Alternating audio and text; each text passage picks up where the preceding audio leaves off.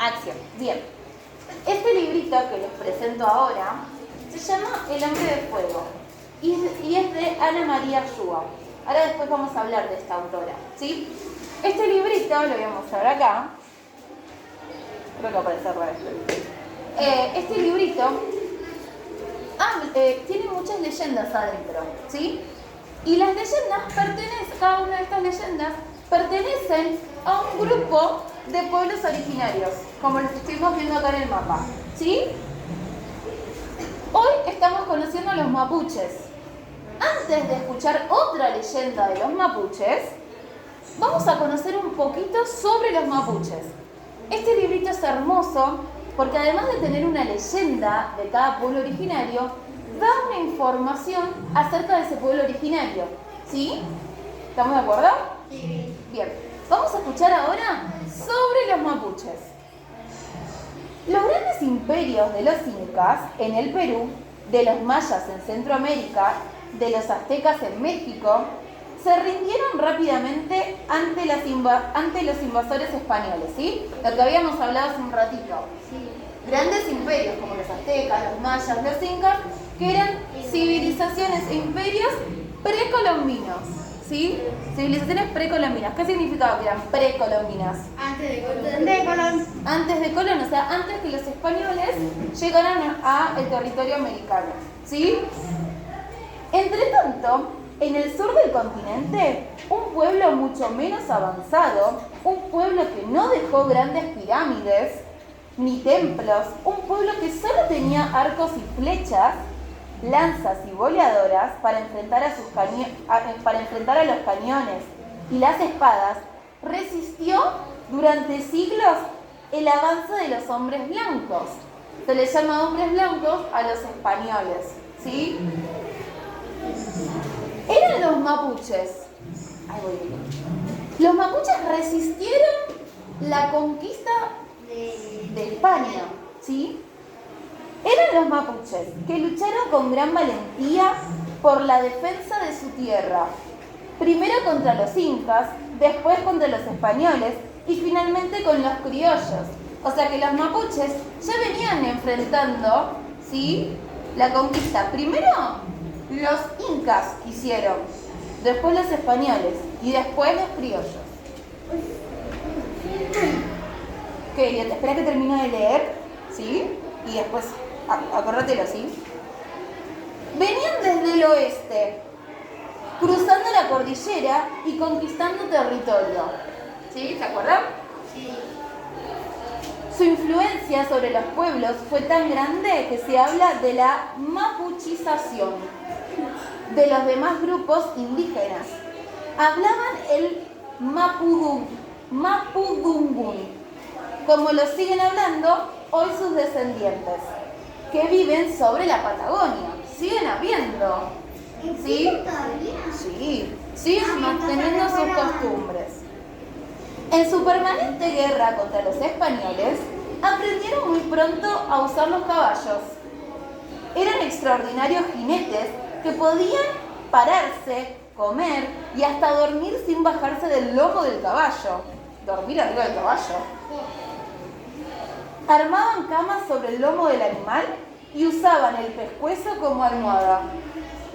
Para adiestrar un caballo, un mapuche jamás usaba la violencia ni el maltrato. Al contrario, se buscaba que el animal perdiera el miedo y establecieron un lazo de afecto con el jinete. Cuando el dueño se moría, el caballo era enterrado con él para que pudiera cabalgar en el más allá, es decir, en el país de los difuntos. A fines del siglo XIX se llevó a cabo la famosa campaña del desierto, la guerra contra los indios que dominaban toda la Patagonia y la región pampeana, incluyendo buena parte de la provincia de Buenos Aires.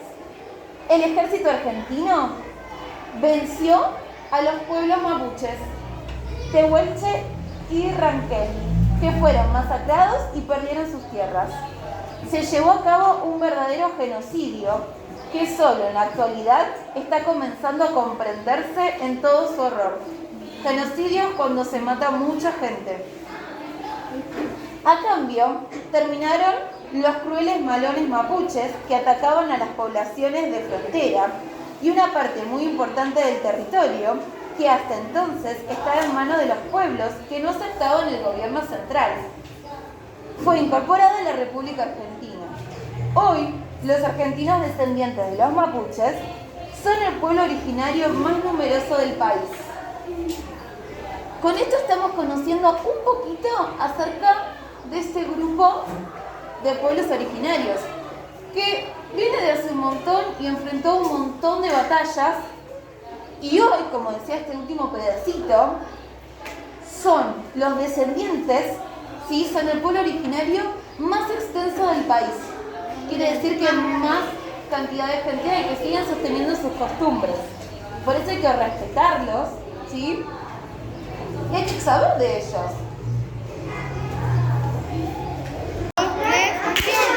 Acción, muy bien. Bueno, ¿se escucha bien? Sí. ¿Sí? Sí. Bueno, ahora lo que nos había quedado pendiente es escuchar esta nueva leyenda, ¿sí?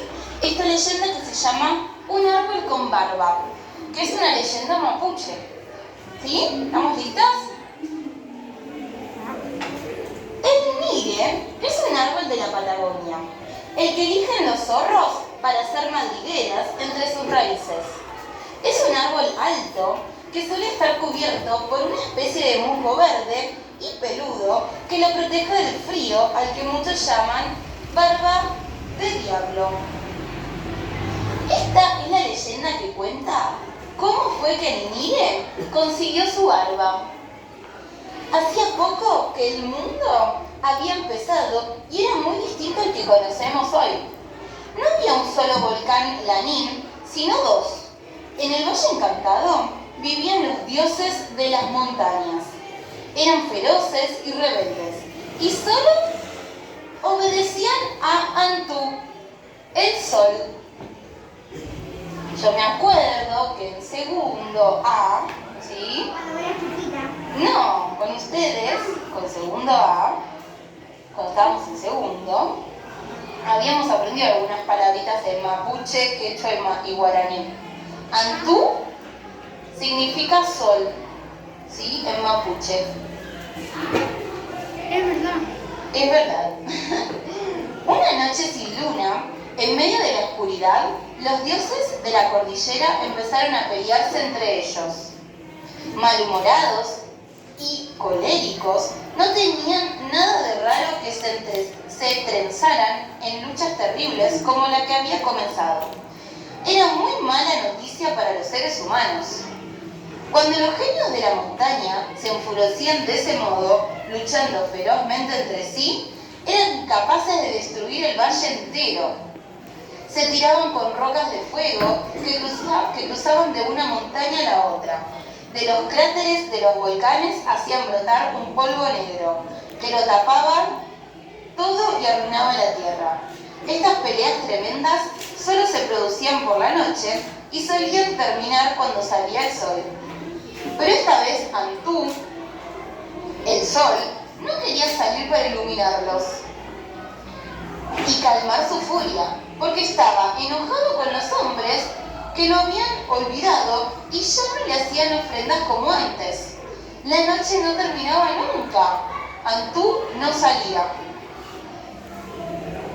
El Trauco, el terrible espíritu de la montaña, luchaba contra Curef, Uerecufu, el viento malo.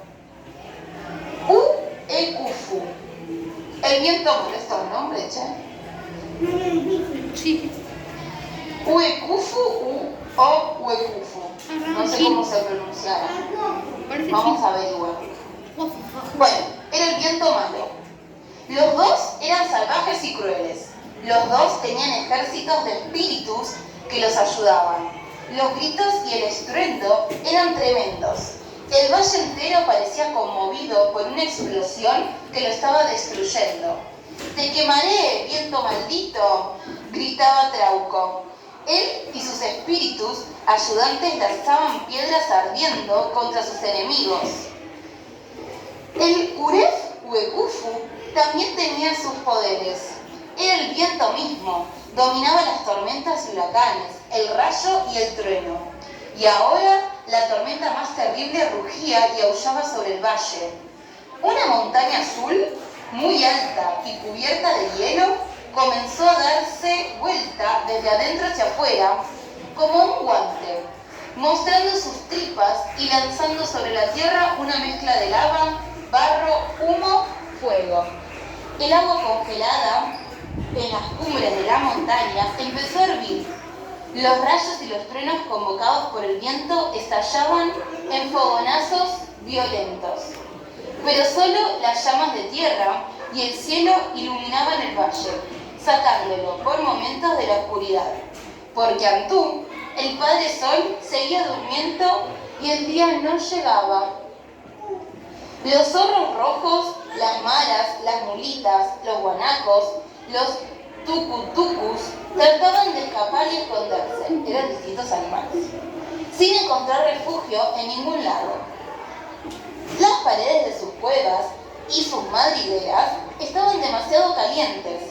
Por todas partes volaban los proyectiles de roca al rojo vivo y las lenguas de fuego iluminaban la noche con su luz aterradora y temblorosa. El aire, dominado por el viento, silbaba y se retorcía en remolinos feroces que arrancaban los árboles con raíz y todo. Las tierras se estremecían y se abrían abismos profundos por culpa de los terremotos que provocaba el Trauco. En medio del desastre, muchos árboles y plantas desaparecieron del todo. Otros lograron sobrevivir agarrándose a las piedras y a las laderas de las montañas. Algunas plantas se abrazaban a los árboles más fuertes o a los más flexibles, que eran los únicos que se salvaban del viento arrasador. Y quedaron para siempre así, colgados de los árboles y de las piedras. Ese es el origen de las plantas trepadoras. ¿Escucharon? Así se originaron las plantas trepadoras. Los temblores de tierra hacían que todo cambiara de lugar. Unos cerros desaparecían como tragados por el abismo. Otros parecían chocar entre sí, sacándose chispas gigantes.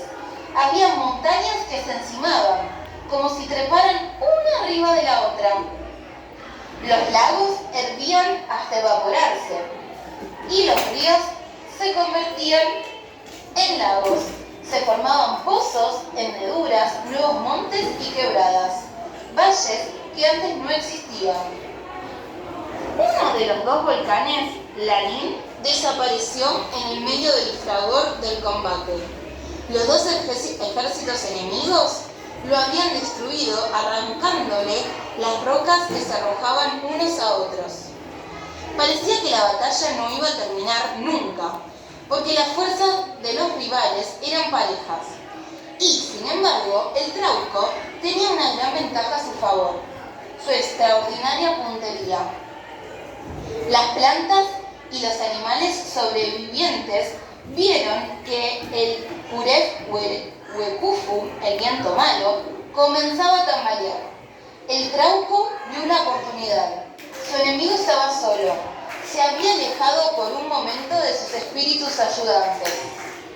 Empujó entonces una enorme roca que se desprendió de la cima de la montaña y cayó rebotando y desempañándose hasta atrapar el viento, haciéndole perder apoyo y obligándolo a rodar con ella.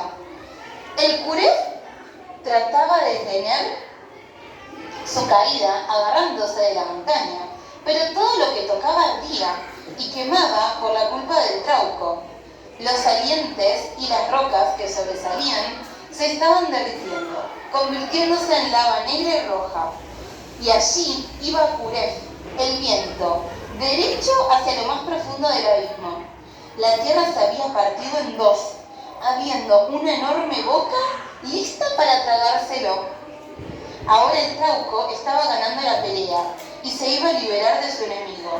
Como la lucha había empezado bien arriba, era en la cumbre de la montaña donde todo estaba más caliente. El cielo mismo parecía hervir, despidiendo vapor y daba la impresión de que los rayos hacían evaporar las mismas nubes. Más abajo, cerca del fondo del valle, las plantas todavía estaban vivas. Entretanto, el viento caía y caía, sin encontrar un punto de apoyo para agarrarse, y su larguísima barba caía con él. Era gigantesca, infinita, la barba de un verdadero espíritu. Tenía como 1000 metros de largo o más. En la caída se le enredaba en las piedras y en las enredaderas, en los abrojos, se iba ensuciando por el camino y estaba llena de polvo, tierra y restos de árboles y plantas. De pronto, ya muy cerca de la grieta, en el que el viento parecía a punto de caer, un árbol de raíces muy fuertes que había crecido entre las rocas consiguió sujetarlo de la barba. Era un mire. La barba, como un lazo que se enredó entre sus ramas y el árbol, bien aferrado. A la ladera de la montaña consiguió sostener a Kuref, el espíritu del viento, que por fin pudo detener su caída. Estaba salvado. «Me salvaste, amigo Nire», dijo el viento malo Kuref, «y te estaré eternamente agradecido. Agarrándome de la barba, conseguiste detener mi caída, y por eso te la regalo. Serás de ahora en adelante un árbol con barba, que siempre te protegerá. No solo de eso, te prometo respetarte y cuidarte. Donde esté el Nire, nunca soplaré tan fuerte, y les diré a mis ayudantes, el hielo y la nieve, que no tienen permiso para quebrar tus ramas. Y aunque han pasado desde entonces tantísimos años que los números de personas no alcanzaban para contarnos, el Kuref, el viento, nunca olvidó su promesa. Todavía hoy el Nire es un árbol alto y orgulloso que luce su barba protectora colgando del tronco de las ramas.